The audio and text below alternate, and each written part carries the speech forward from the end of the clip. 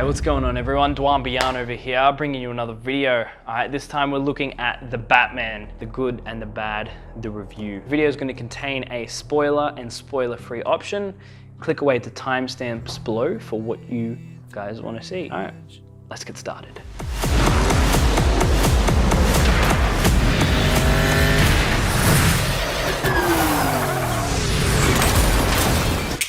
The movie was 3 hours long, and it didn't feel rushed. It didn't feel like it dragged on. You know, it felt like it was actually made for 3 hours, right? With all the content, all the story that was going on in there, which you will get to see when you see the film. The visuals of the film was really dark, moody. There was some oranges, there was some reds, some grays, some blacks in there. It may be really hard to see being a really dark film, but I think that was sort of the point in certain scenes that were used. It really helps convey the mystery and the darkness of Batman. When he's hiding in the shadows, you feel like you can't even just see him. Sometimes you're in the villains and you're a bit scared because you don't really know where Batman is or where he could come out from. So the darkness really ties into the themes of the movie. The music was really well made. It goes really hand in hand with each other, right? The sound very ominous, very dark, mysterious, right? The composer, Giacchino, he did a really good job at scoring the movie. And as well, when I first heard the Batman theme before it released, right, instantly added it to my gym playlist and starting lifting, thinking I was Batman. I was getting the biggest pumps. It was great. It was amazing. Casting wise, Robert Pattinson, he did better than I thought. Right, going into the movie, I didn't really think much. You know, I wasn't really too convinced by the trailers, but I couldn't have been more wrong. Robert Pattinson being involved in the movie, I mean, he did an excellent job portraying Batman in his interpretation of a broken Bruce Wayne. And before I get into the spoiler in-depth review, you want to know, do I recommend this film? That is a yes. It is a must-see. It is an original take on the Batman, which they do a lot of things differently, which I will get more in-depth with in the spoiler-filled review. Let's go.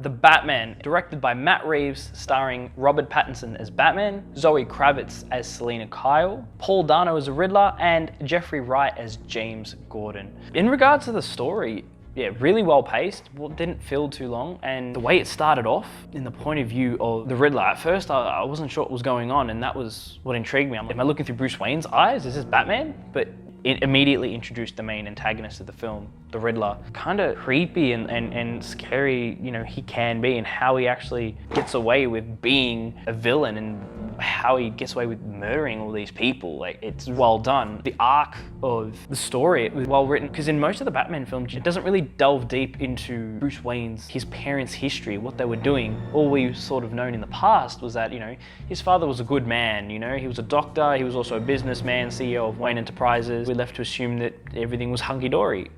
But Thomas Wayne, you know, was a good man, but he slipped up and he made one mistake and he went to someone who, you know, he shouldn't have. It's also really good in the sense that you're uncovering this information with Bruce Wayne. The way it's shot, you're going through that with him. We were experiencing the same emotions. I mean, at least I was. That was really, really strong. Talking about the Riddler, the main antagonist of the film, we basically haven't really seen the Riddler other than Jim Carrey in Batman Forever, which was an interesting take on it. And then all of a sudden, we get him on the big screen once again in this film. It was set in modern times, so it was really well adapted on how social media, with technology, with your phones, utilizing that to, in his eyes, manipulate Batman to do his bidding and to do what he wanted. To actually write the Riddler character is not an easy job. The writers themselves have to sit down and be like, well, how do we come up with a riddle that fits the story and that'll be perfect so that the answer itself actually relates to the story? I mean, I'm not sure, but coming up with riddles is not an easy task. Props off to the writers in that regard too. Moving on and talking about the actual visual aspect of the movie, the color grading visuals, the design, the prop design and the costume design, like everything fit really well into this universe Matt Reeves created. The costume design of Batman, it worked well. At first, I was like, okay, new Batman, you know, whatever, but watching the movie, the costume sort of reminded me a little bit more about the Batman Arkham Knight games, because looking at it in certain ways, it was a bit high-tech and modular, and it sort of moved around, and he had all these cool gadgets. He didn't use his batarangs too much, which is like his signature weapon, but that part he used his batarang to cut open to get through, and then he just like chucks it back on his chest. I mean, that was pretty cool. I like that. And there was that one part where, you know, he was jumping off the police building instead of just using his cape like you would in the Nolan trilogy, right? And he just glides, and you know, he goes perfectly. You know, he's Batman. He knows how to do all this stuff.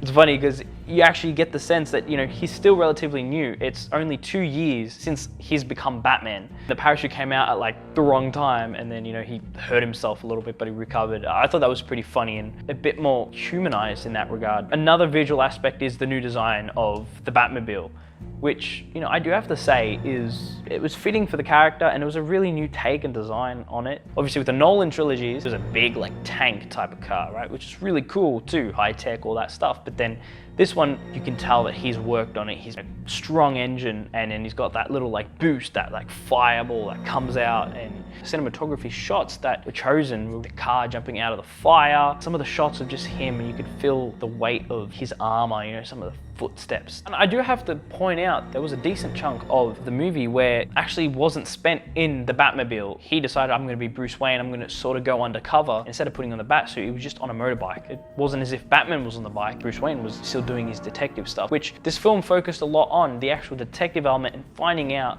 the actual case, like what was going on. When writing the movie, it seemed to me as if Bruce Wayne and Batman are actually sharing the same person. Like, say between Christopher Nolan's trilogy and, you know, this one, Christopher Nolan, you know, Batman and Bruce Wayne are two different people. He's living two different lives. Then in this movie, it's really interesting to see, in contrast, Bruce Wayne barely even exists, you know. I mean, the movie barely takes light on his time as Bruce Wayne. You get little snippets here and there, but this is solely focused on the Batman element, getting vengeance, you know, living up to his parents' legacy, because that's all he was focused on. You know, he was putting off his accountants. All he really cared about was trying to fix the city. I mean, in some of the dialogue and the voiceover, you know, he felt that he has all the money in the world, you know, Bruce Wayne, as rich as anything, but he felt like he couldn't really make that much of a difference being Bruce Wayne. Sort of explains one of the reasons to him becoming Batman's character arc, and then transitioning towards the end where he thought he just needed fear, and that's all he needed.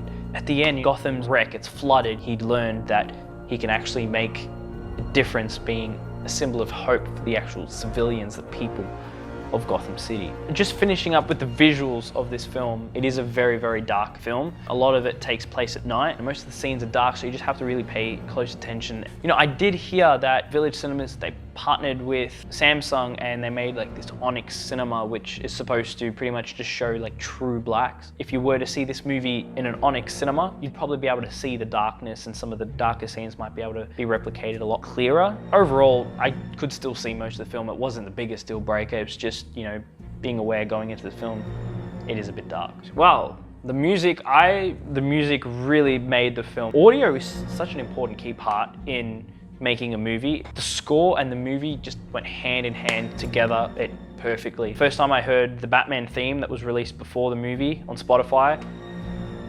instantly added it to my gym playlist and started working out with it. It was like, I really felt like Batman, just working out, you know, working out like Batman, having big muscles, you know, all that sort of stuff. But the song choice, I mean, you had Something in the Way by Nirvana was a perfect choice. It really emphasizes the whole film. I mean, it's just that slow eeriness to Batman. It really matches the tone of the film. And Michael Giacchino, he composed the score of the film, as he does. You see his work, The Incredibles, and it's precisely crafted, and it really gives you Batman vibes. And in the audio and the score, I can essentially like just hear the original Batman theme just in there, like it's just mixed in, just really complemented the film so much more. I'm not sure on, you know, Matt Reeves, if there's any news in regards to making a sequel or not. But as a result of watching the film, you know, I could easily say that there was this interaction when the Riddler was in Arkham and he was talking to this person, this mystery figure, and we're like, who's he talking to? This guy sounds... And then I'm like, surely not. They're not going to put that iconic character in there. In his dialogue, he mentioned something of like a clown. You feel like a clown. And I'm like, I mean, obviously, when you write a movie, you don't just put words in there for words. Sometimes you purposely construct dialogue for a reason. So I'm sitting there and I'm like, okay, surely not. And then, I mean, what gave it away was the laugh, and then all of a sudden you're like, wow, there's a potential for a sequel for the Joker. We didn't really get a good glimpse of what he looked like. It was sort of just like a side profile, but it did look interesting. And the Riddler's in Arkham, Penguin's still at large, and the Joker's in Arkham. There was 2 years where he was Batman where it didn't really explain what happened, and the Joker was in Arkham, meaning that maybe Batman had come toe-to-toe with the Joker in the past. How did he get up in Arkham, right? So that could be explained more in the future of Batman. As every superhero movie, I wait for the post-credit scene. They're waiting, you know? And at that point, I drank so much soda, you know, I was busting to go to the toilet, so I'm there holding myself because I'm waiting for the end credit scene because I don't want to miss anything. I'm waiting. And then the credits finish. It was very smart what they did, but then there was that scene, you know, on the website where they, Batman and Commissioner Gordon contact the Riddler, and it was literally that, but it was telling us that the movie was over. A bit of a troll, but it was funny because I was waiting for, you know, something, a little something, but I guess they teased that. I mean, that Joker scene with the Riddler could have easily been put at the end credit, like after the credits, but he chose to put that in the film. Doesn't really make a difference. All right, and just before I wrap up the video, there's a few interesting things I've quickly noticed in the film, right? At the start, where Batman was actually saving that man from the little gang attack, the actual civilian, the good man, he was actually scared of Batman. And then all of a sudden, you compare that to the way Batman ends, and he's, you know, helping people, giving him his hand, you know? He didn't just walk away, let the people save themselves. He actually helped them and offered them, turned into a symbol of hope. Another thing which is really interesting is that Riddler, he's so smart, he figured out, you know, it is implied, I'm not 100% sure, but it is implied that during that interaction between them two, that Riddler knows who Batman is, calling him Bruce Wayne, you know. And there you have it, guys. That is my honest thoughts, reviews on the new Batman movie. You know, if you guys haven't, check it out. If you've watched the review and you don't care about spoilers, check it out. Also, you guys know me, you know, I love movies, I love acting, I love fitness, I love general lifestyle tips. So, you know, all of that. One of the good things that I do offer is Fiverr. On Fiverr, I do voice acting, voiceovers for a few types of voices. So if you guys want, you can check that out in the description as well. That is it for today's video. Comment down your thoughts down below, what you guys thought. Give it a like, chuck a subscribe if you want. And I will catch you guys in another video. Stay safe, guys. Voss water. This is from the waters of Norway. Well, at least the bottle is, right?